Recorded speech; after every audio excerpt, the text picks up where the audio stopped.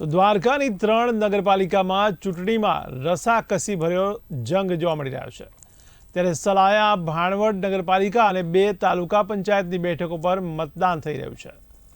તો સલાયા નગરપાલિકાની 7 વોર્ડની 28 બેઠકો પર મતદાન યોજાઈ રહ્યું છે।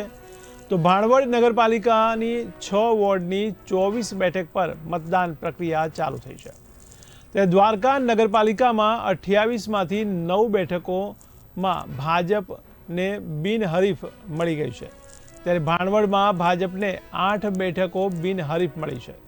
ત્યારે વહેલી સવારથી જ મતદારોમાં ઉત્સાહનો માહોલ જોવા મળ્યો। ત્યારે મહિલાઓ, યુવાનો સહિતનાઓ મતદાન કરવા માટે પહોંચી ગયા છે।